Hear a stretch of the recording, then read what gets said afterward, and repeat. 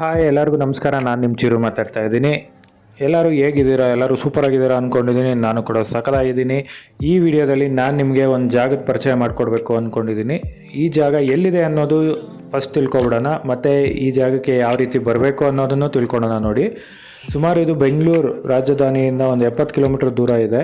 ಹಾಗೆ ನಮ್ಮ ಕೋಲಾರ ಸಿಟಿಯಿಂದ ಒಂದು 16 ಕಿಲೋಮೀಟ್ರ್ ದೂರ ಇದೆ. ನಾನು ಹೋಗ್ತಾ ಇರೋ ಜಾಗ ಬಂದು ಕೋಲಾರ ಡಿಸ್ಟಿಕ್ಕಿಗೆ ಸೇರಿರೋಂಥದ್ದು. ಈಗ ನಾನು ಹೋಗ್ತಾ ಇರೋ ಮಾರ್ಗ ಬಂದು ಕೋಲಾರ ಟು ಮಾಲೂರು ಮಾರ್ಗ. ಕೋಲಾರದಿಂದ ಮಾಲೂರು ಮಾರ್ಗದಲ್ಲಿ ಒಕ್ಲೇರಿ ಅನ್ನೋ ಒಂದು ಗ್ರಾಮ ಸಿಗುತ್ತೆ. ನೋಡಿ, ಈ ಥರ ಆರ್ಚ್ ಇರುತ್ತೆ. ಆ ಆರ್ಚಿಂದ ನಾವು ಲೆಫ್ಟಿಗೆ ತೊಗೊಂಡ್ರೆ ನಾವು ಹೋಗೋ ಜಾಗಕ್ಕೆ ಇಲ್ಲಿಂದ ಜಸ್ಟ್ ಇನ್ನೊಂದು 4-5 ಕಿಲೋಮೀಟರ್ ಟ್ರಾವೆಲ್ ಮಾಡಿದ್ರೆ ನಾವು ಹೋಗೋ ಜಾಗ ಸಿಗುತ್ತೆ. ಆ ಜಾಗ ಯಾವುದಪ್ಪ ಏನು ಅಂತಂದರೆ, ಈ ನೇಮ್ ಪ್ಲೇಟ್ ನೋಡೋಷ್ಟರಲ್ಲಿ ನಿಮ್ಗೆ ಆಲ್ರೆಡಿ ಗೊತ್ತಾಗಿರುತ್ತೆ, ಮಾರ್ಕೊಂಡೇಯ ಬೆಟ್ಟ ಅಂತ. ಈ ಜಾಗಕ್ಕೆ ಒಂದು ಪುರಾಣ ಪ್ರಸಿದ್ಧ ಇತಿಹಾಸ ಕೂಡ ಇದೆ. ಆ ಇತಿಹಾಸದ ಬಗ್ಗೆ ಒಂದು ಸಣ್ಣದಾಗಿ ಒಂದು ಪರಿಚಯ ಮಾಡಿಕೊಡ್ತೀನಿ ನಿಮಗೆ. ನೋಡಿ, ಸಾಕಷ್ಟು ನಮ್ಮ ಕೋಲಾರ ಭಾಗದಲ್ಲಿರೋ ಜನಗಳಿಗೆ ಮಾರ್ಕೊಂಡೇಯನ ಕಥೆಗಳು ಗೊತ್ತೇ ಇರುತ್ತೆ. ನಾರ್ಮಲಾಗಿ ಬೃಕಂಡು ಅಂತ ಒಬ್ಬರು ಮುನಿಗಳಿರ್ತಾರೆ. ಅವ್ರಿಗೆ ಸುಮಾರು ವರ್ಷಗಳು ಮಕ್ಕಳಿರೋದಿಲ್ಲ. ಆಗೇನು ಮಾಡ್ತಾರೆ ಅಂದರೆ, ಅವರು ಸಾಕ್ಷಾತ್ ಶಿವನನ್ನು ಕುರಿತು ಒಂದು ತಪಸ್ಸನ್ನು ಮಾಡ್ತಾರೆ. ಅವರ ತಪಸ್ಸಿಗೆ ಮೆಚ್ಚಿ ಶಿವ ಪ್ರತ್ಯಕ್ಷನಾಗಿ ಅವರಿಗೆ ವರ ಕೇಳ್ತಾರೆ. ಅವ್ರಿಗೇನು ವರ ಅಂದರೆ, ನಿಮಗೆ ಒಂದು ಬುದ್ಧಿವಂತ ಇಲ್ಲ ದೈವಜ್ಞಾನಿ ಇರೋವಂಥ ಮಗ, ಅಲ್ಪಾಯುಷಿ ಮಗ ಬೇಕಾ, ಇಲ್ಲ ದಡ್ಡನಾದ ದೀರ್ಘಾಯುಷಿ ಮಗ ಬೇಕಾ ಅಂತ. ಆಗ ಮುನಿಗಳು ಬುದ್ಧಿವಂತ ಮಗನೇ, ಅಲ್ಪಾಯುಷು ಆದರೂ ಪರವಾಗಿಲ್ಲ, ನನಗೆ ಬುದ್ಧಿವಂತ ಮಗನೇ ಬೇಕು ಅಂತ ವರ ಕೋರ್ಕೋತಾರೆ. ಆ ವರಕ್ಕೆ ಜನಿಸೋದೆ ಈ ಮಾರ್ಕೊಂಡೇಯ. ಹಾಗೆ ನೋಡಿ, ನಿಮ್ಮ ಜೊತೆ ಮಾತಾಡ್ತಾ ಇನ್ನೇನು ಬೆಟ್ಟದ ಹತ್ತತ್ರ ಬಂದೇ ಬಿಟ್ವಿ. ಇನ್ನೇನು ಇಲ್ಲಿಂದ ಜಸ್ಟ್ ಇನ್ನೊಂದು 1 ಕಿಲೋಮೀಟ್ರ್ ಹೋದರೆ ಬೆಟ್ಟ ಇರೋ ಜಾಗನ ತಲುಪ್ತೀವಿ ನಾವು. ಹಾಗೆ ಈ ಬೆಟ್ಟಕ್ಕೆ ನೀವು ಫ್ಯಾಮಿಲಿ ಸಮೇತವಾಗೂ ಬರ್ಬೋದು, ಇಲ್ಲ ಫ್ರೆಂಡ್ಸ್ ಜೊತೆ ಆದರೂ ಬರ್ಬೋದು. ಫ್ರೆಂಡ್ಸ್ ಜೊತೆ ಬಂದರೆ ಒಂದು ಸ್ವಲ್ಪ ಟ್ರೆಕ್ಕಿಂಗ್ ಮಾಡ್ಕೊಂಡು ಬೆಟ್ಟನೂ ಹತ್ಕೊಂಡು ಎಂಜಾಯ್ ಮಾಡ್ಕೊಂಡು ಹೋಗ್ಬೋದು. ಇಲ್ಲ ಫ್ಯಾಮಿಲಿ ಜೊತೆ ಬಂದರೆ, ಅಪ್ಪ ನಂಗೆ ಸ್ಟೆಪ್ಸ್ ಹತ್ತಕ್ಕಾಗಲ್ಲ, ನಾವು ಕಾರಲ್ಲೇ ಬೆಟ್ಟದ ಮೇಲೆ ಹೋಗ್ತೀವಿ ಅಂದರೆ ರೋಡ್ ವ್ಯವಸ್ಥೆ ಕೂಡ ಇರುತ್ತೆ. ಆರಾಮಾಗಿ ತುಂಬ ಚೆನ್ನಾಗಿ ಒಂದು ವೀಕೆಂಡ್ನ ಎಂಜಾಯ್ ಮಾಡ್ಕೊಂಡು ಹೋಗ್ಬೋದು. ನಿಮ್ಗೆ ಹತ್ರನೇ ಇರೋವಂಥ ಜಾಗ. ಕೋಲಾರ ಸುತ್ತಮುತ್ತ ಬೆಂಗಳೂರಿಂದನೂ ಆರಾಮಾಗಿ ಬಂದು ಈ ಜಾಗಕ್ಕೆ ಹೋಗ್ಬೋದು. ನೀವೇನಾದರೂ ನಡ್ಕೊಂಡು ಹತ್ತಾ ಇದ್ದೀರಿ ಅಂದರೆ ನೋಡಿ, ಇಲ್ಲಿ ಸ್ಟೆಪ್ಸ್ ಮುಖಾಂತರ ನೀವು ಬೆಟ್ಟಕ್ಕೆ ಹತ್ಬೋದು. ತುಂಬ ನೀಟಾಗೆಲ್ಲ ಪ್ಲ್ಯಾನ್ ಇರುತ್ತೆ. ಯಾವುದೇ ರೀತಿ ಏನು ತೊಂದರೆ ಇಲ್ಲ. ಪಾರ್ಕಿಂಗ್ ಮಾಡೋದಕ್ಕೂ ಎಲ್ಲ ವ್ಯವಸ್ಥೆ ಇದೆ ಇಲ್ಲಿ. ಸೇಫಾಗಿ ನಿಮ್ಮ ವೆಹಿಕಲ್ಸ್ನ ಇಲ್ಲಿ ಪಾರ್ಕ್ ಮಾಡಿಬಿಟ್ಟು ಆರಾಮಾಗಿ ಟ್ರೆಕ್ಕಿಂಗ್ ಮಾಡಿಕೊಂಡು ಬೆಟ್ಟನ ಹತ್ಬೋದು. ಆದರೆ ನಾನು ಅರ್ಲಿ ಮಾರ್ನಿಂಗ್ ಹೋಗಿದ್ದರಿಂದ ಯಾರೂ ಜನ ಇರಲಿಲ್ಲ, ತುಂಬ ಕಡಿಮೆ ಇದ್ದರು. ಬಟ್ ಯಾರೂ ಇಲ್ಲಿ ಪಾರ್ಕು ಮಾಡಿರಲಿಲ್ಲ. ಅದಕ್ಕೆ ನನ್ನ ಬೈಕ್ನು ಯಾಕೋ ಒಂಟಿಯಾಗಿ ಬಿಟ್ಟು ಹೋಗಕ್ಕೆ ನಂಗೆ ಮನಸ್ಸಾಗಲಿಲ್ಲ. ಅದಕ್ಕೆ ನಾನು ರೋಡ್ ಮುಖಾಂತರನೇ ಬೆಟ್ಟನ ಹತ್ತಿದೆ. ನೀವು ಬೆಟ್ಟ ಹತ್ತಾ ಇದ್ದಂಗೆ ನಿಮ್ಗೊಂದು ಸುಂದರವಾದ ವ್ಯೂ ಕಾಣುತ್ತೆ. ಸಕ್ಕತ್ತಾಗಿದೆ. ನಾವೇನು ಕೋಲಾರಲ್ಲಿದ್ದೀವ, ಇಲ್ಲ ಎಲ್ಲಾದರೂ ಚಿಕ್ಕಮಂಗ್ಳೂರು ಬೇರೆ ಕಡೆ ಹೋಗಿದ್ದೀವ ಅನಿಸ್ಬಿಡುತ್ತೆ. ಯಾವುದೇ ಒಂದು ಡಿಸ್ಟರ್ಬೆನ್ಸ್ ಇಲ್ದಿರ ತುಂಬ ಪ್ರಶಾಂತವಾಗಿರುತ್ತೆ ಈ ಜಾಗ.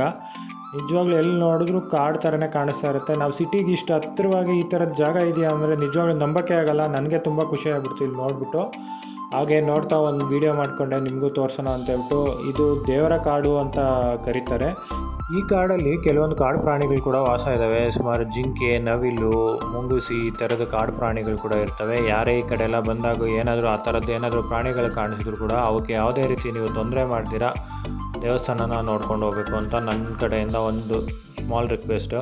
ಹಾಗೆ ನೋಡಿ, ದೇವಸ್ಥಾನದ ಗೋಡೆಗಳು ಯಾವ ರೀತಿ ಇದೆ ಅಂದರೆ, ಒಂದು ಕೋಟೆ ರೀತಿಯಾಗಿ ಕಟ್ಟಿದ್ದಾರೆ. ಒಂದು ದೇವಸ್ಥಾನದ ಇದು ಕಾಂಪೌಂಡ್ ಗೋಡೆಗಳು, ಆ ಕಾಲದ್ದು ಗೋಡೆಗಳಂದರೆ ಗೊತ್ತಲ್ಲ. ಈ ದೇವಸ್ಥಾನಕ್ಕೆ ಸುಮಾರು ಒಂದು 1000 ವರ್ಷದ ಇತಿಹಾಸ ಇದೆ. 1000 ವರ್ಷಗಳ ಹಿಂದೆ ಕಟ್ಟಿರೋದು ಅಂತ. ಆಗಲೇ ನಿಮ್ಗೆ ಹೇಳಿದ್ನಲ್ಲ ದೇವಸ್ಥಾನದ ಸ್ಟೋರಿ, ಯಾವ ರೀತಿ ಮಾರ್ಕಂಡೇಯ ವರದಿಂದ ಹುಟ್ಟಿದ್ರು ಅಂತ. ಅದಾದಮೇಲೆ ಅವರು ಅಲ್ಪಾಯುಷಿಯಾಗಿ ಹುಟ್ಟಿದಾಗ ಅವರು ಇನ್ನೇನು ಆಯುಸ್ ಮುಗೀತು ಅನ್ನೋ ಟೈಮಲ್ಲಿ, ಆಗ ಯಮಧರ್ಮರಾಜ ಅವ್ರದ್ದು ಆಯುಸ್ಸನ್ನು ತೊಗೊಂಡೋಗಕ್ಕೆ ಇಲ್ಲಿ ಯಮಪಾಶ ಹಾಕಕ್ಕೆ ಬಂದಾಗ, ಅವರು ಇಲ್ಲಿರೋ ಲಿಂಗನ ಗಟ್ಟಿಯಾಗಿ ತಬ್ಬಿ ಹಿಡ್ಕೊಂಡಿರ್ತಾರೆ ಅಂತ ಅದೊಂದು ಪುರಾಣ ಕಥೆಗಳು ಹೇಳ್ತವೆ. ಆಗ ಏನು ಸಾಕ್ಷಾತ್ ಶಿವನೇ ಪ್ರತ್ಯಕ್ಷ ಆಗಿ, ಲಿಂಗದಿಂದ ಶಿವನೇ ಪ್ರತ್ಯಕ್ಷ ಆಗಿ ಯಮದೇವರಿಗೆ ಅವರ ತ್ರಿಶೂಲದಿಂದ ತಿವ್ಯಕ್ಕೆ ಹೋಗಿದ್ರು ಅನ್ನೋ ಒಂದು ಕತೆ. ಆಗ ಏನು ಮಾಡ್ತಾರೆ ಅಂದರೆ, ಯಮದೇವರು ಅವ್ರಿಗೆ ದೀರ್ಘಾಯುಷು ಕೊಟ್ಬಿಟ್ಟು ಅಲ್ಲಿಂದ ಹೊಟ್ಟೋಗ್ತಾರೆ ಅನ್ನೋದೇ ಒಂದು ಇಲ್ಲಿನ ಪುರಾಣ ಕತೆ. ಹಾಗೆ ಮಾರ್ಕೊಂಡೇಯ ಆ ಲಿಂಗವನ್ನು ತಬ್ಬಿ ಹಿಡಿದಾಗ ಅವ್ರ ಬೆರಳಿನ ಮಾರ್ಕ್ ಕೂಡ ಇಲ್ಲಿರೋ ಲಿಂಗದ ಮೇಲೆ ಇದೆ ಅನ್ನೋದು.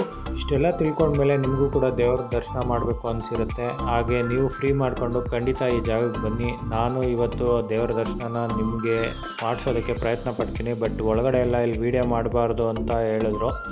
ಆದರೂ ಒಂದು ಸ್ವಲ್ಪ ರಿಕ್ವೆಸ್ಟ್ ಮಾಡಿ ಅವ್ರಿಗೆ ಒಂದು ದೂರದಿಂದ ಒಂದು ಸ್ವಲ್ಪ ವೀಡಿಯೋ ಮಾಡಿ ನಿಮಗೆ ದೇವ್ರ ದರ್ಶನ ಮಾಡಿಸ್ಬೇಕು ಅನ್ನೋದು ನನ್ನ ಆಸೆ ಆಗಿತ್ತು. ಹಾಗಾಗಿ ಆಗ್ತೀನಿ, ನೀವು ಕೂಡ ದರ್ಶನ ಮಾಡಿಕೊಡ್ರಿ. ಖಂಡಿತ ಒಂದು ಒಳ್ಳೆಯ ಜಾಗ, ನಿಮ್ಮ ವೀಕೆಂಡ್ನ ಆರಾಮಾಗಿ ಪ್ಲ್ಯಾನ್ ಮಾಡ್ಬೋದು. ಹಾಗೆ ಈ ದೇವಸ್ಥಾನಕ್ಕೆ ನೀವು ಬರಬೇಕಾದ್ರೆ ಟೈಮಿಂಗ್ಸ್ನ ನೆನಪಿಟ್ಕೊಳ್ಳಿ. ಬೆಳಗ್ಗೆ 10ರಿಂದ 4 ಒಳಗಡೆ ಬಂದರೆ ನಿಮಗೆ ದೇವಸ್ಥಾನ ಓಪನ್ ಇರುತ್ತೆ. ಇಲ್ಲಾಂದರೆ ದೇವಸ್ಥಾನದ ಸುತ್ತ ನೀವು ಓಡಾಡಿಕೊಂಡು ಇಲ್ಲಿರೋ ಒಂದು ಜಾಗನ ಎಂಜಾಯ್ ಮಾಡ್ಕೊಂಡು ನೀವು ಮನೆಗೆ ಹೋಗ್ಬೋದು. ಹಾಗೆ ನೋಡಿ, ದೇವ್ರ ದರ್ಶನ ಮಾಡ್ಕೊಬಿಡಿ. ಇದು ಅಲ್ಲಿರೋಂಥ ಲಿಂಗ ಇದೇ ಆಗಿರುತ್ತೆ. ಸಾಕ್ಷಾತ್ ಶಿವ ಈ ಲಿಂಗದಿಂದ ಪ್ರತ್ಯಕ್ಷ ಆಗಿ ಬಂದರು ಅನ್ನೋ ಒಂದು ಇಲ್ಲಿನ ಪುರಾಣ ಕಥೆಗಳು ಹೇಳ್ತವೆ. ಹಾಗೆ ದೇವಸ್ಥಾನದ ಒಳಗಡೆ ಗರ್ಭಗುಡಿಯ ಮುಂದೆಗಡೆ ಯಾವ ರೀತಿಯಾದ ಒಂದು ಮಂಟಪ ಇದೆ, ಯಾವ ರೀತಿ ಕೆತ್ತನೆಗಳು, ಇದು ಹಳೆ ದೇವಸ್ಥಾನ ಆಗಿರೋದ್ರಿಂದ ಎಲ್ಲ ಕಲ್ಲಿಂದನೇ ನಿರ್ಮಾಣ ಆಗಿರುತ್ತೆ. ತುಂಬ ಸುಂದರವಾಗಿರುತ್ತೆ, ಪ್ರಶಾಂತವಾಗಿರುತ್ತೆ. ಮತ್ತು ನಮ್ಮ ಶಿವಪ್ಪ ಇರೋ ಕಡೆ ನಮ್ಮ ನಂದಿ ಇರಲೇಬೇಕಲ್ವ, ಹಾಗೆ ಹೊರಗಡೆ ತುಂಬ ಸುಂದರವಾದ ನಂದಿ ಮಂಟಪ ಕೂಡ ಇದೆ. ಹಾಗೆ ನೋಡ್ತಾ ದೇವಸ್ಥಾನನ ಒಂದು ಪ್ರದಕ್ಷಿಣೆ ಹಾಕ್ಕೊಂಡು ನಿಮಗೂ ಕೂಡ ದೇವಸ್ಥಾನನ ನೀಟಾಗಿ ತೋರಿಸ್ಬೇಕು ಅನ್ನೋದು ನನ್ನ ಆಸೆ. ಹಾಗೆ ನೋಡ್ತಾ ಬನ್ನಿ ದೇವಸ್ಥಾನ ಯಾವ ರೀತಿ ಇದೆ ಅಂತೇಳ್ಬಿಟ್ಟು.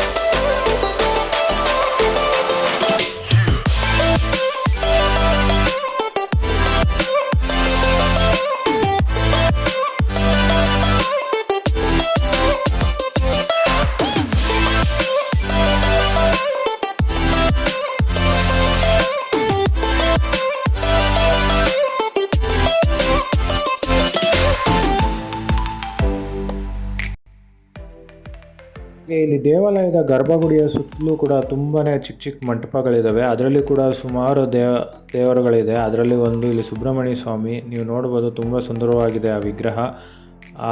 5 ಮುಖದ ಇತ್ತು ಅಲ್ಲಿರೋ ವಿಗ್ರಹಕ್ಕೆ, ತುಂಬ ಸುಂದರವಾಗಿ ಕಾಣ್ತಾ ಇತ್ತು.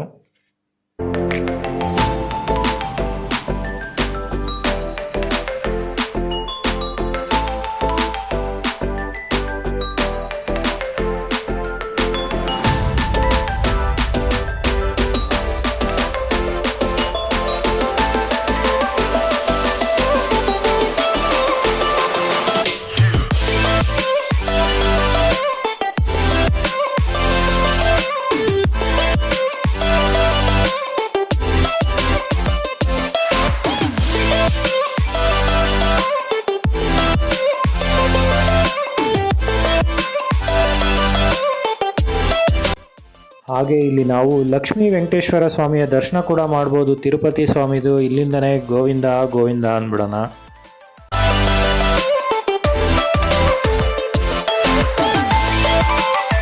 ಹಾಗೆ ದೇವಸ್ಥಾನದ ಕಂಬಗಳನ್ನು ನೀವು ಗಮನಿಸ್ಬೋದು, ಎಲ್ಲ ಒಂದು ಸ್ಕ್ವೇರ್ ಶೇಪಲ್ಲಿದೆ. ತುಂಬ ಸುಂದರವಾಗಿ ಕಾಣ್ತಾ ಇತ್ತು. ಒಳ್ಳೆ ವಿಶಾಲವಾದ ಜಾಗ ಅಂತಲೇ ಹೇಳ್ಬೋದು. ಬೆಟ್ಟದ ಮೇಲೆ ಇಷ್ಟು ದೊಡ್ಡ ದೇವಸ್ಥಾನ ಇದೆ ಅಂತ ನಾನು ಅಂದ್ಕೊಂಡೇ ಇರಲಿಲ್ಲ. ತುಂಬ ಚೆನ್ನಾಗಿದೆ ದೇವಸ್ಥಾನ. ನೀವು ಕೂಡ ಮಿಸ್ ಮಾಡದೆ ಒಂದ್ಸಲ ಇಲ್ಲಿಗೆ ಭೇಟಿ ಮಾಡಿ. ಹಾಗೆ ದೇವ್ರ ದರ್ಶನ ಮಾಡ್ಕೊಂಡು ಮತ್ತೆ ಈಚೆಗೆ ಬರೋಷ್ಟರಲ್ಲಿ ಈ ವ್ಯೂ ನಿಮ್ಮ ಕಣ್ಣಿಗೆ ತುಂಬ ತಂಪಾಗಿರುತ್ತೆ. ನೋಡಿ, ಇಲ್ಲಿ ಇವರು ನಡ್ಕೊಂಡು ಬರ್ತಾಯಿದ್ರು. ನೀವು ನಡ್ಕೊಂಡು ಬರೋ ಹಾಗಿದ್ರೆ ನೋಡಿ, ಈ ಥರ ಟ್ರಕ್ ಮಾಡಿಕೊಂಡು ಈ ದಾರಿಯಿಂದ ಬಂದು ಈ ದೇವಸ್ಥಾನಕ್ಕೆ ಸೇರ್ಬೋದು. ಇಲ್ಲಿಗೆ ಬಂದರೆ ನಿಮ್ಮ ಕಣ್ಣಿಗೂ ತಂಪು ಹಾಗೂ ಮನಸ್ಸು ಕೂಡ ಪ್ರಶಾಂತವಾಗಿರುತ್ತೆ. ತುಂಬ ಪ್ರಶಾಂತವಾಗಿರೋ ಜಾಗ, ತುಂಬ ಸೈಲೆಂಟಾಗಿರುತ್ತೆ. ಯಾವುದೇ ವೆಹಿಕಲ್ ಸೌಂಡು, ಯಾವುದೇ ಕಿರಿಕಿರಿ ಏನೂ ಅನಿಸಲ್ಲ ನಿಮಗೆ.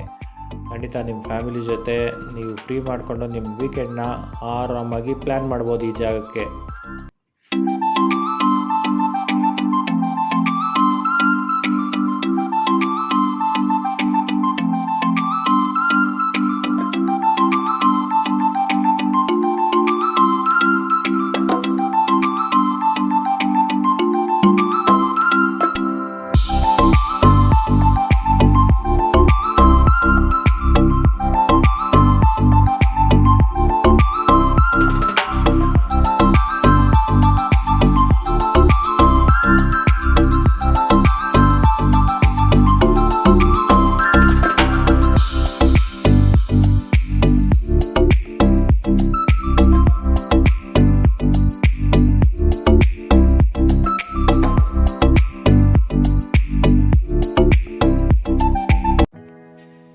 ಸರಿನಪ್ಪ, ವೀಡಿಯೋ ಎಲ್ಲ ನೋಡಿದ್ರಲ್ಲ, ತುಂಬ ಖುಷಿ ಪಟ್ಟಿರ್ತೀರಾ ಅಂದ್ಕೊಂಡಿರ್ತೀರಾ. ಏನನ್ಸು ಅನ್ನೋದನ್ನು ದಯವಿಟ್ಟು ಮಿಸ್ ಮಾಡದೆ ಕಾಮೆಂಟ್ ಮಾಡಿ. ಹಾಗೆ ವೀಡಿಯೋ ಇಷ್ಟ ಆಗಿದ್ದರೆ ಲೈಕ್ ಮಾಡಿ.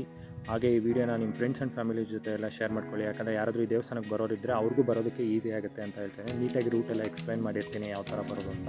ಹಾಗಾಗಿ ಇಲ್ಲ ಯಾರು ಬರಲಿಕ್ಕೆ ಆಗ್ತಿಲ್ಲ ಅವರು ಅಟ್ಲೀಸ್ಟ್ ವೀಡಿಯೋದಲ್ಲಿ ನೋಡಿ ಅದು ಖುಷಿ ಪಡ್ತಾರೆ ಅಂತ ಹೇಳ್ತಾ ನಾನು ಈ ವಿಡಿಯೋನ ಮುಗಿಸ್ತಾ ಇದ್ದೀನಿ. ಯಾರಿನ್ನೂ ಸಬ್ಸ್ಕ್ರೈಬ್ ಆಗಿರೋ ನನ್ನ ವೀಡಿಯೋನ ನೋಡ್ತಾ ಇದ್ದೀರಾ, ದಯವಿಟ್ಟು ಸಬ್ಸ್ಕ್ರೈಬ್ ಆಗಿ ಅಂತ ಕೇಳ್ಕೊತೀನಿ.